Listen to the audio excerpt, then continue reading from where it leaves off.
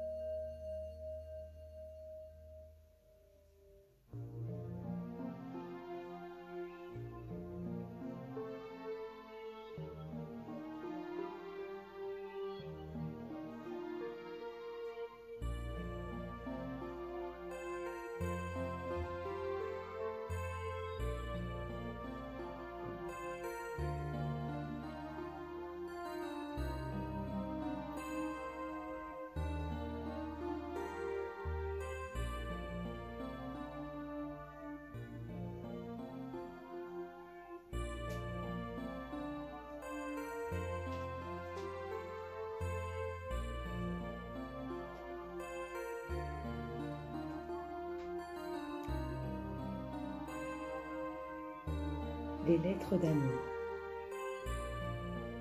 Se souvenir de qui nous sommes et de nos talents nous offre la liberté de respirer, de guérir et de grandir.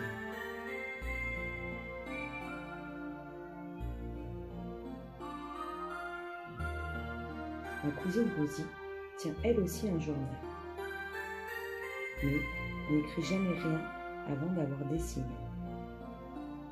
Par exemple, lorsqu'elle voit un oiseau, elle le dessine dans son journal,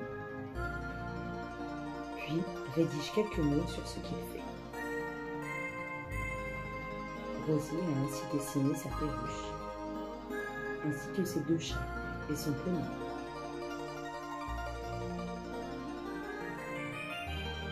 Quand je lui ai demandé un jour pourquoi elle dessinait, elle m'a répondu qu'elle était née artiste et qu'elle avait décidé de le rester. Quelle réponse brillante, ai-je pensé.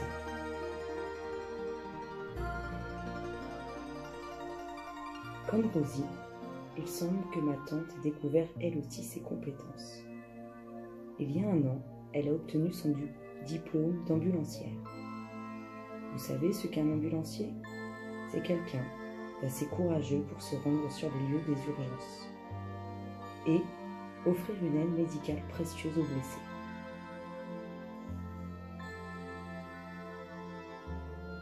Ma tante a des talents de magicienne et je pense que la magie insuffle le bonheur dans sa vie.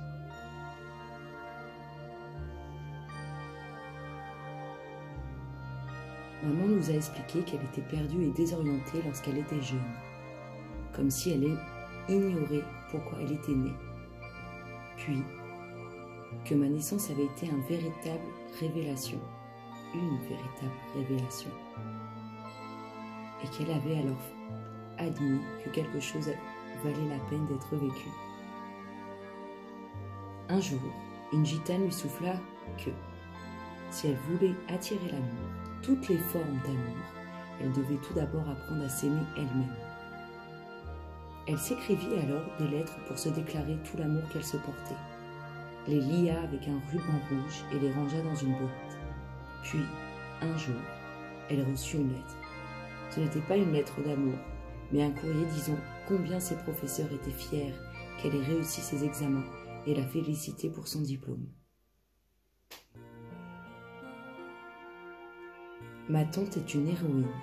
Quand je serai grande, je veux lui ressembler. Je pense que grand-mère l'a appelée Ré, parce qu'elle ressemble à un rayon de lune ayant le pouvoir d'illuminer la terre entière. Un jour, ma grand-mère lui donna ce conseil.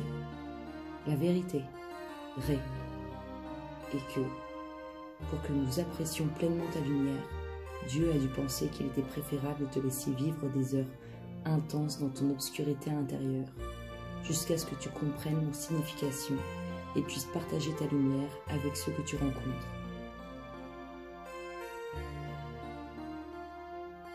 Je pense que chaque fois que ma tante aide un blessé, elle répand sur lui sa lumière afin de le rassurer.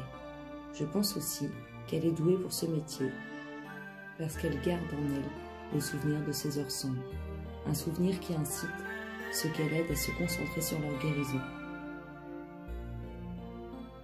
Maman dit qu'elle cherche à se découvrir et à guérir, et que, en soignant les autres, elle accède à sa propre guérison. On se retrouve dans quelques instants.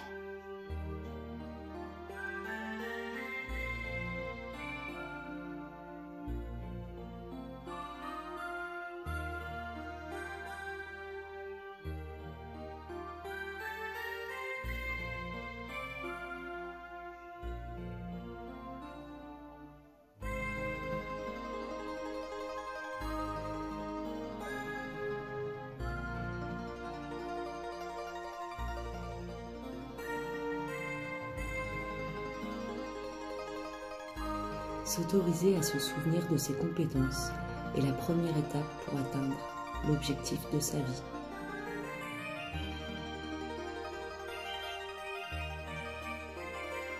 Même petits et innocents, nous connaissons nos compétences.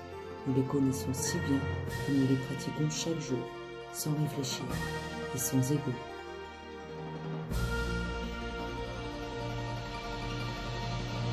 Se souvenir de qui nous sommes et de nos compétences nous offre la liberté de respirer, de guérir et de grandir.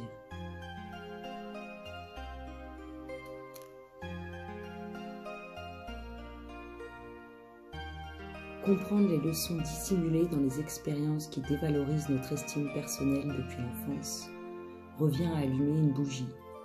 La clarté qu'elle diffuse bannit le doute de soi, comme un ray de lumière déchire l'obscurité.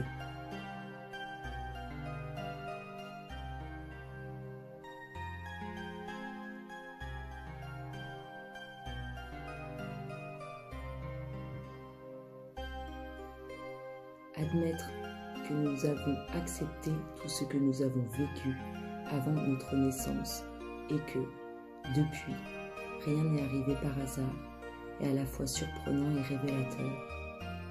Sans ces leçons de vie, nous aurions peu d'éléments sur lesquels nous appuyer. L'expérience est la racine de la sagesse. Ainsi, sans les expériences de la vie, nous n'aurions pas ou peu, sinon rien, à offrir à ceux qui en quêtent, nous conseillent et veulent être guidés.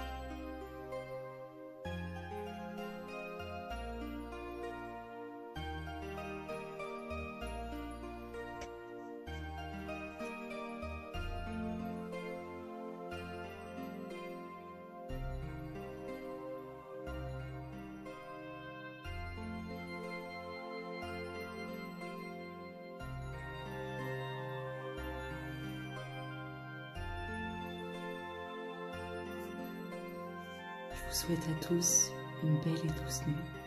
À très bientôt. Bisous, bisous.